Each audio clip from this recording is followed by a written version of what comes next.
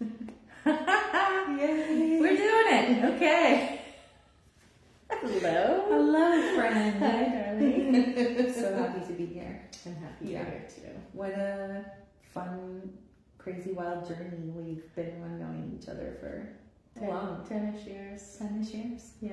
And now we're in your beautiful space with the trees. Yeah, the cedars are holding us. And so if you're on here and you can hear us, give us a little hello. And we'll just wait a couple seconds for people to be able to come on and join us. And we're going to have a really fun conversation with Jennifer Shelley today, who is a homeopath and also does, is a birth doula? Yes. Yeah. And just brings all kinds of amazing gifts to share with us today. So, okay, let's see. That occasionally pops up. Okay, no worries. Yeah, welcoming everyone. It's so fun to think how far and wide this group goes, and thank you for, hearing the call and responding to it. And it's been great to see Dr. Robbie. It's been great to Jane and the woman who was talking about gifts and numbers. That was really cool. Sue Skydance. Yes. Yeah, she's super fun. She's a new friend. That's great. And Yeah. Shule recently, your talk about the water. It's all very potent, and so I'm happy to. Too. Yeah, I didn't see that one. I'll have to go back and look.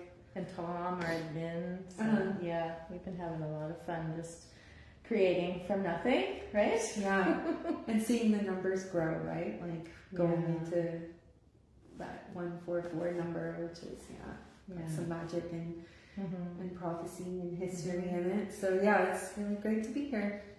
It's good to have you here. So I'm happy that you're here. So let's get started. Okay. And just so you know, we might have people coming on and joining us, and Absolutely. we will also have a lot of people watching after. Yeah. So this gets saved. So Perfect. yeah, it'll reach out. It'll ripple out as it needs to. So. I guess I could just introduce myself a bit. Like you said, I'm Jennifer. Please do. And we're here to talk about, I guess, the vital force and how it is, what it is, and how it is our greatest resource.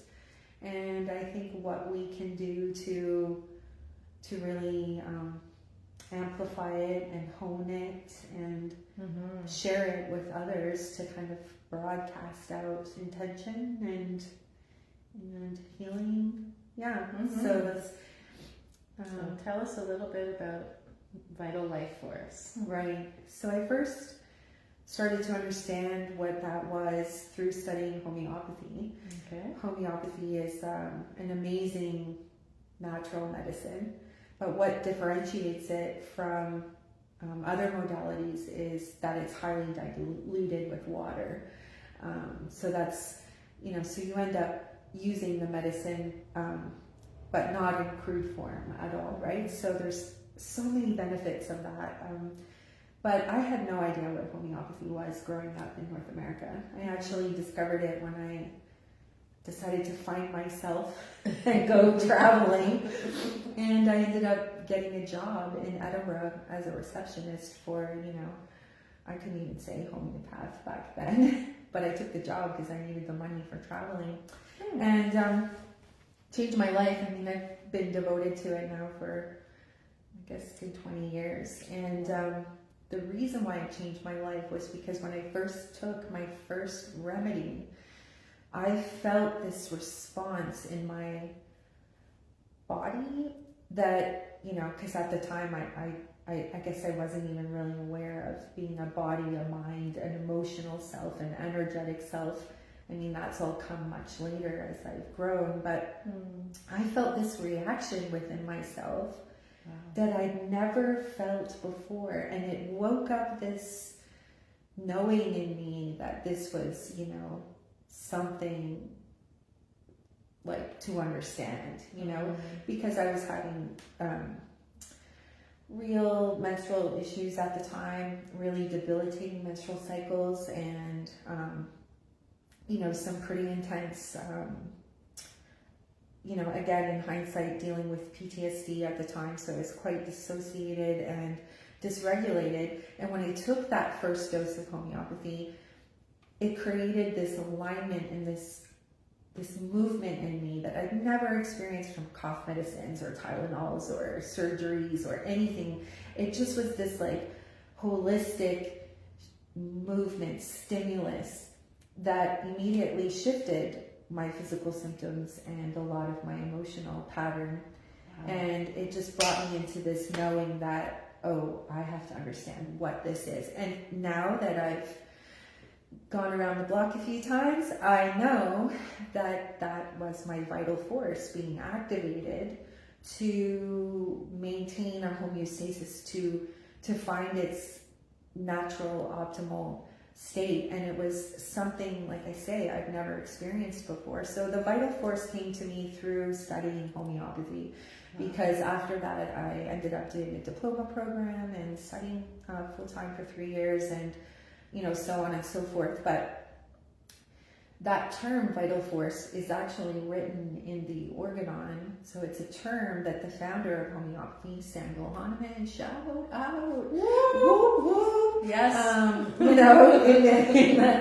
the 1800s, and so it's a knowing that we'll see in other schools of thought as well, right? Other ancient, wisdom keepers, healers, medicine people, other modalities too. So the vital force is really that, I kind of describe it as like in two different ways. One, if you were an alive human being versus a dead human being, there's a clear difference. There's a real difference. And what is that difference? It's a vitality, it's an energy that is activating the organism. It's what's keeping us alive. And when that leaves the body, things change dramatically, right? Mm-hmm. And then the other way I describe it is, the innate intelligence that grows a human baby in a womb without any conscious thought. That intelligence, that force, that energy is, what is driving all of these incredible, beautiful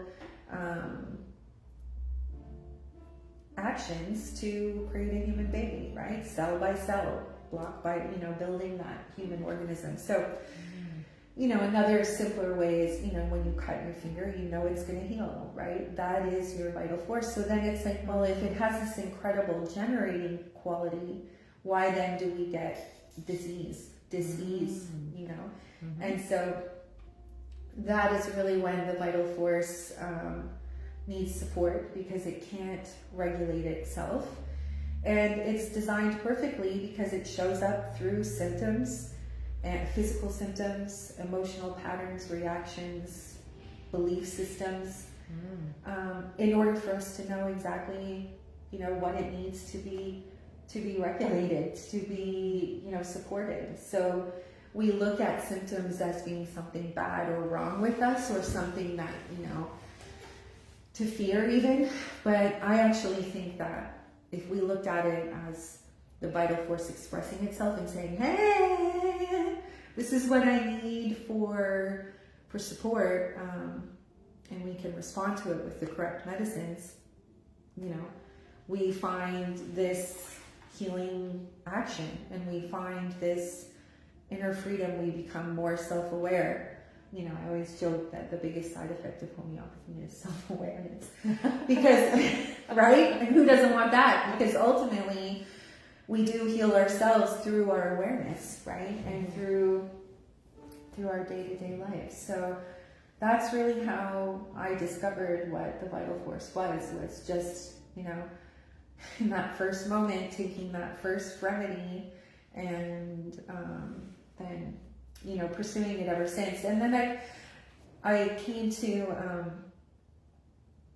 please, if anyone's, hi Chris, anybody watching has questions, please, let us know, because this is a lot of goodness all at once, but Yeah, it can be a conversation. yeah, please do. If you have questions for Jennifer, just pop them in the comments. Yeah, so the homeopathy really did start me on understanding the vital force, and then, you know, I really for a long time, like as I mentioned earlier, was, you know, in my own journey of dissociation and post-traumatic stress, and, you know, needing to, you know, find my way home, and homeopathy was definitely the integral key there for me, because like you said, it works with emotional patterns, it works with your subconscious mind. It's truly a very holistic treatment for the organism, because you're stimulating the vital force that's running the whole show, right? So I used homeopathy a lot in my own recovery and health journey, but then it got me to realizing, oh, wait a minute, like homeopathy is here as a tool to help us on our path to healing, evolution, self-awareness. But then I came to realize, oh, like I can activate my vital force without taking anything in. I started to realize we actually do have this ability to heal ourselves, right? And so I landed in the HeartMath Institute, which blew my mind in lots of ways. And today I was thinking I could do a quick coherence exercise with people if there's time towards the end. But Sure. you know, we've heard a lot about healing ourselves, you know, which is true. But then, like I said, the vital force does get stuck in patterns. So what do we do in that moment? Yes, sometimes we need external support like homeopathy or other modalities. But I did realize that at some point we can really come into a relationship with our vital force and know how to work with it and then heal ourselves, right? So through HeartMath, they put a real structure, a real palatable, scientific, intellectual structure to understanding first, to notice when we're either draining the vitality or rejuvenating the vitality. So first comes noticing, and then comes the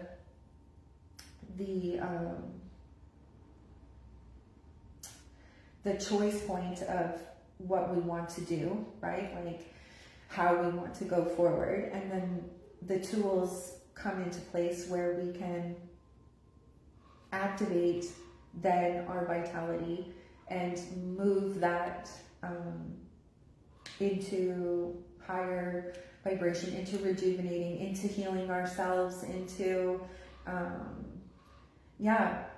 really finding that inner freedom. But it comes from that relationship with first noticing yourself, you know, taking a pause, and then implementing these tools. They talk about how our heart rate is so fascinating. I didn't know that. Hi, Shelley. Yay! I didn't realize that in the heart there's actual brain cells. And so the heart actually sends more information to the brain than the brain does to the entire body.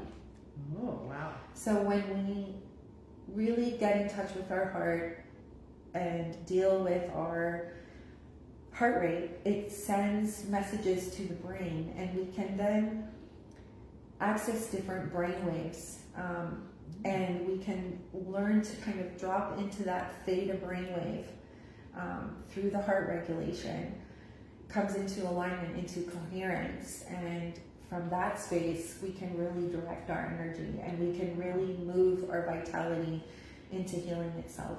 Wow, that's really powerful. Right? And you sure you want to wait all the way to the end for that? Yeah, right.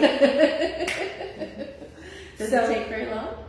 No, because the idea of it is that it's something that we can do on a daily, moment-to-moment basis, right? Because we're interacting and exchanging energy all the time with people. So at any point we can face our triggers, we can feel stress, we can drop into draining, emotions and patterns, like, in a heartbeat. Sure. So the idea with HeartMath is that you recognize that you're in that draining energy, and you can create a pause and you can redirect it on the go at any time. So the practice can really look like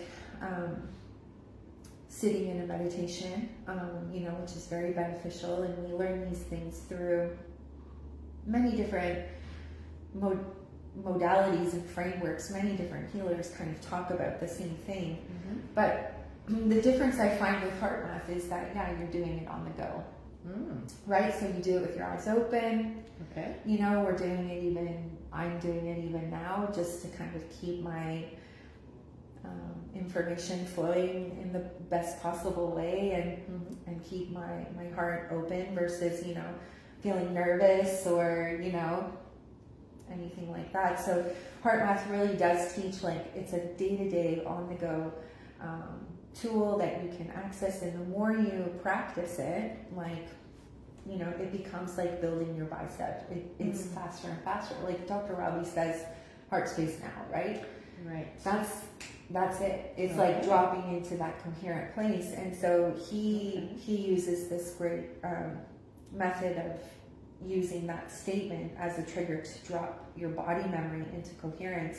But that takes practice, right? Right. Yeah.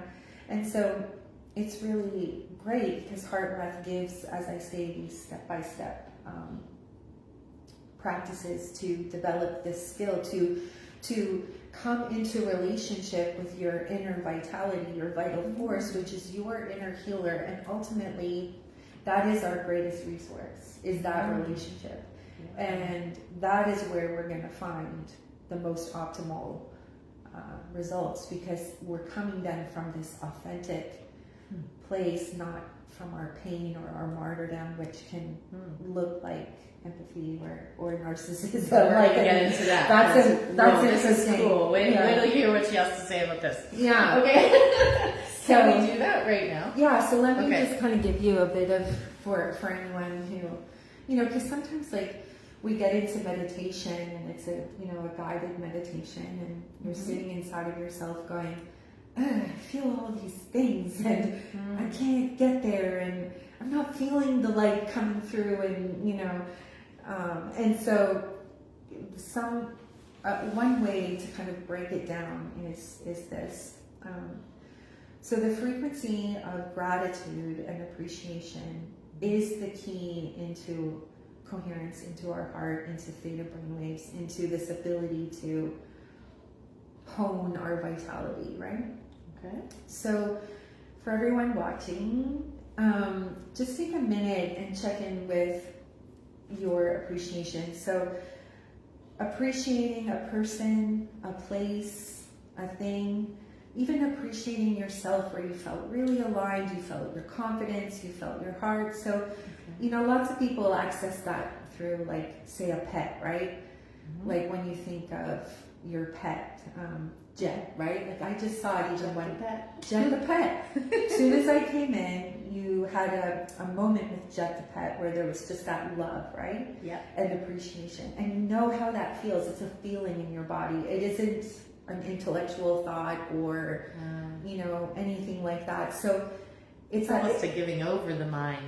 Yeah. To, like, just it's a be feeling. Be with love. Yeah. That's right. Okay. And so sometimes when you hold your grandchild, or you go outside and you see a rainbow, or you meet someone that really mirrors your heart, it's a feeling that you're evoking, and so you're conjuring that feeling and using your imagination as if right now we're sitting together, but if you imagine petting Jet, you'll feel that energy come over your body, right? Yeah. So it's about evoking that feeling over and over and over again, because if you think about stress and draining energy, that's very different than this appreciation and love that you can feel for Jet, right? So these are feelings that I'm trying to encourage you to access out there. So, Okay. so a feeling that you have for a loved one, a pet, but also for yourself. Like for me, I can easily drop into heart space and into coherence when I think about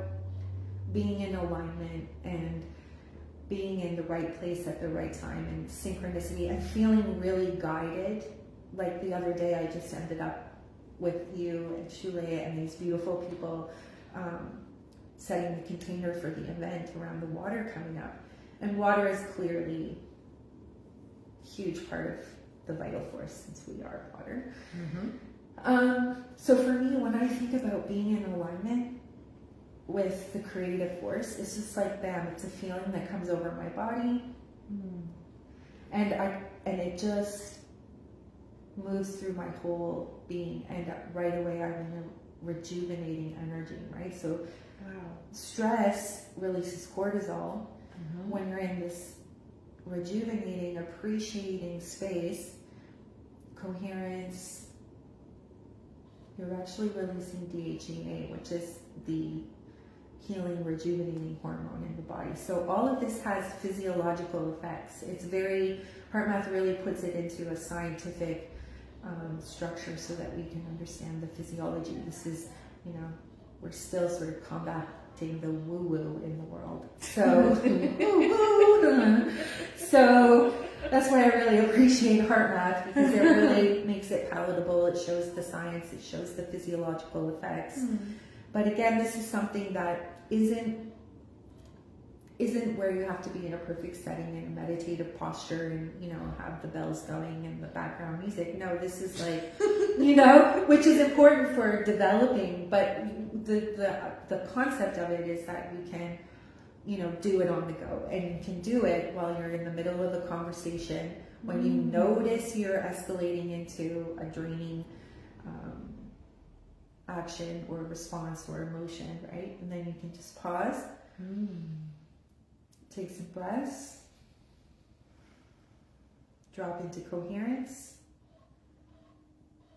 get in touch with your intuitive guidance, your vital force, your innate healer, and then respond from there. And the more you do that every day, the more you're building vitality, you're honing your vitality. It's your greatest resource, so you're adding to it, you're rejuvenating it. You're not coming from a depleted place. So you can think about a battery being low or high. So we have the ability to rejuvenate. So let's just kind of do a quick coherence practice, and hopefully if there's any questions about that, or hopefully that's resonating. So sit with your eyes open or closed, and just slow your heart breath, your breathing down a little bit. Just breathing at a comfortable pace. And bring your awareness to the area of your heart. If you want to put your hand there or just visualize, it's up to you. This is all an invitation. And just notice breathing. And then remember, I was saying evoke a feeling of rejuvenation, of appreciation. So just recall that person, place, or thing, or time with yourself. And see if you can really sense a shift in your overall being. And if you can't, that's okay. This is a practice. Coming into relationship is a practice with ourselves. So just breathing and evoking, thinking of a person, a place, a thing that you appreciate. And even if you just get a whisper of it, just keep coming back to that place. Because our mind tries to pull us away, right?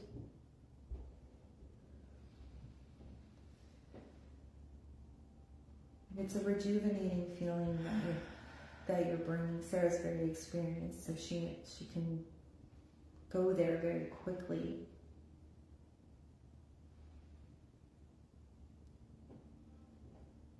And it's an evoking a feeling that you've had before of appreciation and love, and it overrides the draining stress feeling. The more you breathe into it, the more you feel it. You can use your imagination too. If you need a visual of your pet or the thing that you appreciate.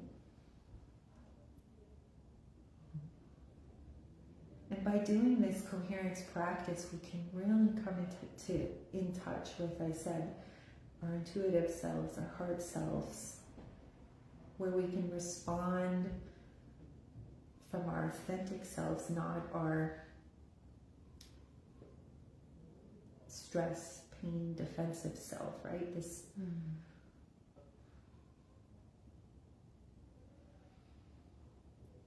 And so in the coherence practice at this point, I would invite you to, ask, is there something, some support you need from your heart with a situation or a conflict or a struggle you're having, and again, with practice, you'll start to hear this information. You'll start to get the feedback from the heart. Oh, and that's it, really. That's so lovely. I can just feel this field around us that we just generated. Exactly. Yeah. I mean, that's exactly it, because we all know that when you walk into a room and someone's stressed and angry, you can feel it without anybody saying anything. Yeah.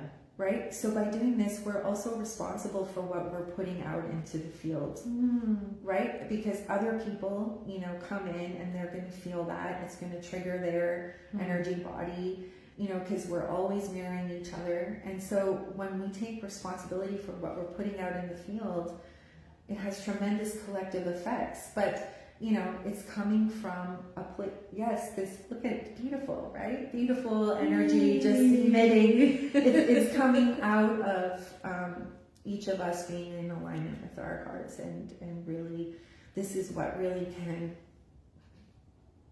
amplify our personal vitality and then amplify the collective vitality when we work on joining that coherent state. So real. I feel like I can just reach out and touch it. Yes. Yeah. Right. And beautiful. It's so, and there's much more. Like I'm gonna dive deeper and teach some of these different techniques and how to build this awareness and how to understand more and more of when we're in that depleting state and how to create that pause and that choice point to move into coherence or rejuvenating authentic feeling. Like there's a lot there, but the basic understanding of quick coherence is just slowing the breath down, bringing your heart rate into an equal rhythm, not doing this, because if it's doing this, the brain is getting, it's triggering the automatic nervous system into fight or flight or freeze, right? And so it's just slowing the heart rate down, activating appreciation, and really evoking that feeling and generating it through the whole body. And as I say, you can do that on the go. So that was really profound for me, because homeopathy almost took a back seat to that, because, which is huge, because literally homeopathy saved my life. But we really do have the power to generate our vital force and our vitality, and then have, create different results in our life. That's so cool. Yeah, and that is what I mean about vital life tools, right? Like, because it's all amplifying that personal vitality, and then, as I say, we can learn how to come together with the right people and amplify that out into the water, into the field, into anything we want. When you're saying that you have a lot of other tools that you'd like to share, so I just want to invite you back. Yeah. Right now. Yeah. Because I know there's going to be more. Yeah. Well, I guess the other tool or service is that I like to offer is supporting physiological birth and women and coming back into relationship with their bodies, their innate vitality, that intelligence that really knows how to birth. I mean, really, it's such an incredible orchestrated symphony of intelligence and beauty, the process of birth. But that can be interrupted with, traumas or stresses in a woman's life and different experiences. And often our system really promotes medicalizing birth as a way to be, kind of guarantee certain results and outcomes. But in fact, it can create complications as well. So that's the whole thing. But coming into supporting physiological birth and supporting the woman's innate intelligence, her relationship with herself, and bringing that baby in where the bond between her and the baby is intact, and then therefore with the partner as well, that's really when our vital force gets a lot of, imprinting and a lot of its first sort of, developmental layers. I hope I'm saying that right. So I really do enjoy bringing homeopathy and heart math and this support into the birthing world, birthing circles, because I think so much stems from that, right? Like how the baby and the mother then birth and then are supported in their family and their community. Again, that really influences the output, right, of and really does affect so much. It's hard to narrow it down, but I think when we have safe and gentle births and the woman and the baby are bonded, and then therefore the family and the partner, that's really a foundation for personal vitality and then the collective vitality as well.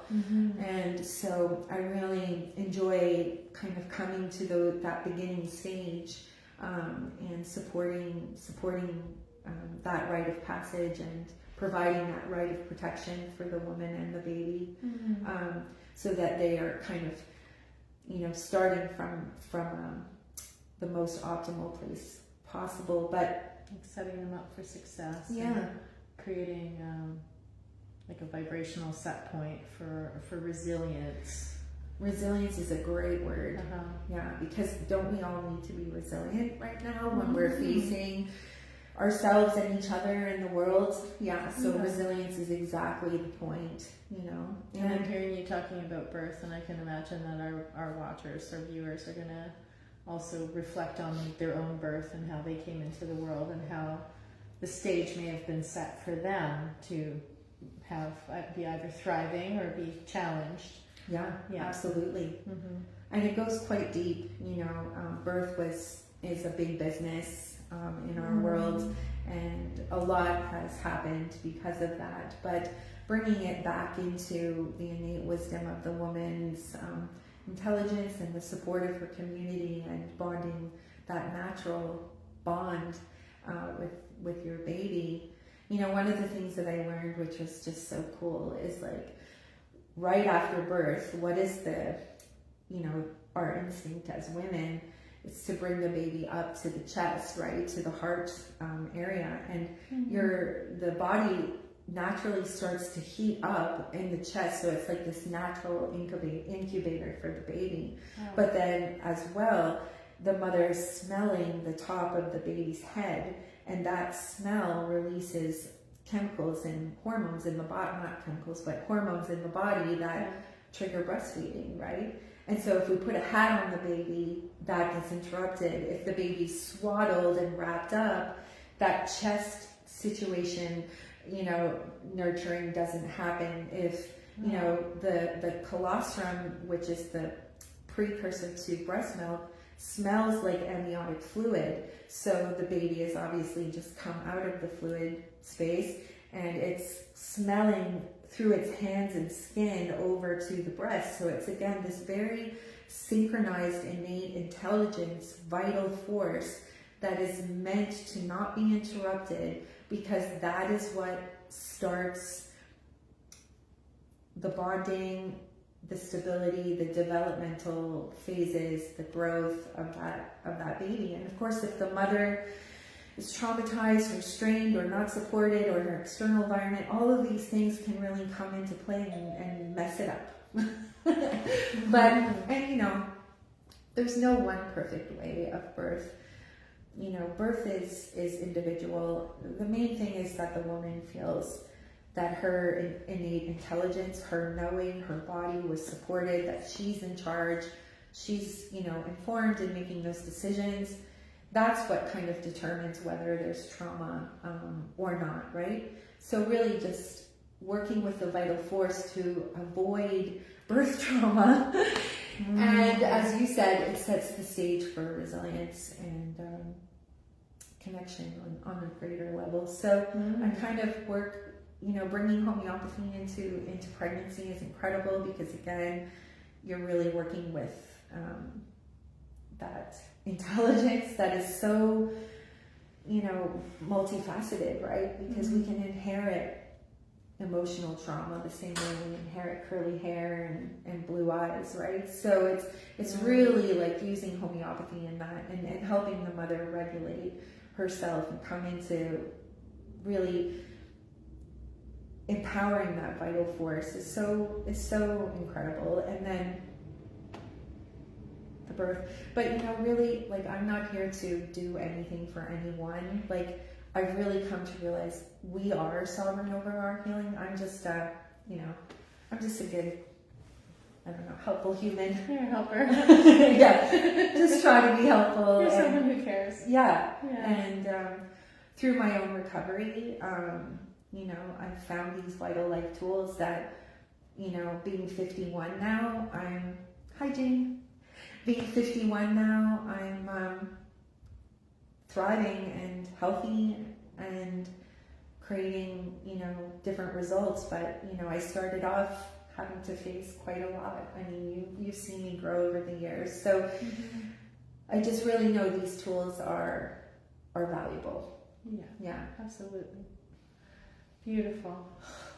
Amazing, right? Well, maybe we should, it feels like we're coming to like a natural pause. Yeah. And you were talking earlier about some other stuff about empath and stuff like that. So maybe that's something we could talk about the next time. Sure. Does that sound good? good? It is. The what I mentioned about empathy and narcissism, you know, these can be coping mechanisms, right? With unresolved maybe we should pain. talk about it now because we're here.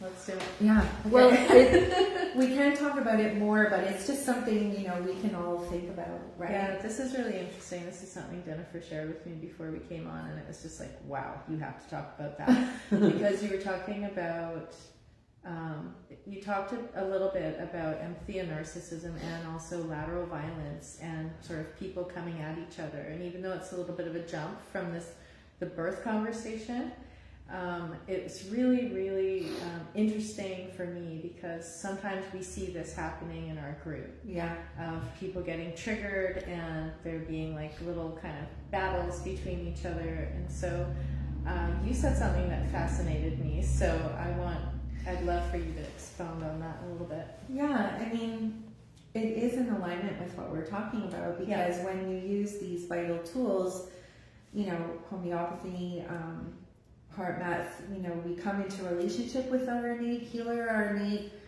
knowing. We can really get access to the subconscious mind, and our pain body, you know, really drives a lot of our day-to-day experiences and our vitality, right? So it's in alignment with what we're saying, because, you know, I've come to kind of realize, and you know, being in the ceremony with Shule the other day really like brought this home, that, you know, when we're carrying pain that we're not always conscious of, but it may show up through symptoms or behaviors or broken relationships, or, you know, we all know our personal patterns. You know, our pain can be really interesting, but kind of hidden from us, you know, in a way. And we develop coping mechanisms and we develop strategies, especially if we're children. You know, a lot of this goes back to birth. A lot of those belief systems, you know, come in when we're from 0 to 7 years old, and then they become these beliefs that are in our subconscious mind. They're driving our show, and we spend, you know, our lifetime maybe unraveling. But and that's where, you know, martyrdom, that dense energy of martyrdom, can come in, because we're trying to work out that pain, and we're trying to, you know, and again, it can all be very subconscious. So we need these tools to bring us closer to our subconscious mind so that we can really understand what's the driving forces. But I've really realized that martyrdom is not a gender-based thing that our culture might teach us, that it's actually gender-free, because it comes from our pain. And so when we're coping and we're, you know, stuck in that, and we're not aware of it entirely, it can come out as narcissism, or it can come out as empathy. And, you know, then we're like, you know, right now that's such a focus between narcissist and the empath, right? And I actually feel like both of them are extensions of martyrdom. You know, because empathy, we can feel the other's pain, and I'm here to help, and I know how to save you, and you know, I'm gonna sacrifice myself for your well-being, which I know, because that was, you know, where that's the side of the coin I was playing out. And as I become more and more vital and more free internally, I realized, I can be an empath, but from an authentic place, not from a martyred place. And I can do that in a way that is coming from my heart being full and myself being regulated and resilient, not out of a way then to create an ego and say, well, why is this happening to me? Because I'm giving, and, you know, because that in itself is just, you know, activating that pain body. And then the narcissist comes along, and then you're playing the game out perfectly, but actually you're reflecting the same pain, you're just expressing it differently. The pain of martyrdom is really what we get to release. And I think if we were using our imagination and our understanding of the state of the world, we could see that martyrdom would be like a beast in itself. And, you know, we're feeding it without knowing. But at the same time, you know, the beast also wants to be freed. We can free that energy up from using these vital tools, coming closer to these aspects of ourselves that we've either exiled, or we're not conscious of, or we don't want to look at, you know, and they may express themselves through physical symptoms, disease, you know, broken, all this, you know. We can really come into this releasing ourselves of that martyrdom and come from a more authentic healing place, and at the same time then free this need for martyrdom, because I actually think the beast is here for us all to evolve, and it's a gift and an opportunity, and if we can set it free within ourselves, then we can set it free for each other, and we'll see different results in the collective experience. And that, I feel, is really what we're here to do. So, you know, homeopathy, heart math, doing traditional birth companion support, it's all an effort for us to evolve and just be together in a way that I think we instinctively know is possible.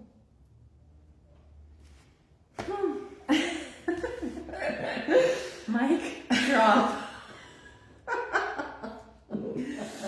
Yeah, that was beautiful. Wow. Well, it is beautiful, and I'm grateful to every single person who has come across my path that has mirrored to me how I can, you know, come home to myself and into this resilient, coherent, authentic place.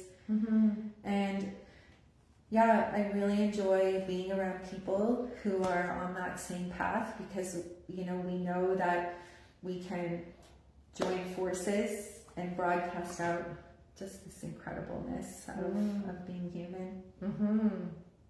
Just like we were talking about on Monday, the atonement, the at-one-ment. That's right. Or Wednesday, whenever. We're I at know. timeless time now. I know. Yeah, well, this is, you know, we didn't learn what we learned all by ourselves on this path, right? We've all been helping each other, and we've found our teachers and the teachings and all of that which has lifted us up and continued us along here. So Absolutely. we can't do it alone. We're all doing it together. And Well, yeah. yeah. And you know, to accept ourselves, you know, and all aspects of ourselves, right? Because out of survival, we can really exile different pieces of ourselves, different pain, you know, but it is our responsibility to really come home to ourselves and be aware of what we're putting out into the field. Notice if we're getting stressed or drained. Pause, activate your heart, rejuvenate your vital force, your nervous system, and respond from that place. I think, and homeopathy is definitely a tool to help, but these are things that can really keep moving the needle forward as individually and collectively. But the whole thing about like freeing the beast, because the beast, and surely I know you're gonna know what it, and others, but you know that it also wants to be freed. I mean, what a cool thing to kind of play around in your imagination, because then all of a sudden it's not like us versus them, good guys versus bad guys. No, we're in this together, and we're actually both so vital in order for the collective evolution. It just depends on where you're coming from, right? And so that's why you can see conflict within your group and people being very, you know, I would invite everyone sometimes. I would invite us all to check in with our martyrdom and how that can play out and can weave into our identity, into our health, into our relationships, money, access. Like, I just invite you to kind of feel into it and explore those threads, because this is the density, I think, that we're transmuting. We really are. Yeah, we're doing the work. It's in every day. It's in every moment. And it's so fun. It is fun. I mean, believe me, I went around and around with it. I know it's painful, and you know, when you are in post-traumatic stress, addiction, you know, when you are stuck and you're doing all the things, but it seems impossible to create different results, I just want to let you know you're not alone, and that there are resources, and that you know, I know you're doing the best that you can, even if it seems like a huge ass mess. But please, if inside of you there is a call to keep going, to keep looking, please listen to that and know that you will find your way, and that I love you for just even showing up every day. Yeah. Thank you. Yeah. Yeah. Thank you so much. Bless your heart. I know, bless you too. And everyone watching, yes, for listening, and bless all of you. Hi Dom, hi Kathy. Oh, Dom's here. Dom's here. Wow, it has been rich and so full, and I'm so grateful for you coming and sharing these incredible discoveries with all of us today. I'm humbled by it myself even, and yeah, I'm grateful too. We really, as you said, are here to share together. So if anybody has any questions about homeopathy or heart math, you can reach out. I enjoy, obviously, the conversation, and I welcome it. So thanks, everyone. All right. Thank you. We love you.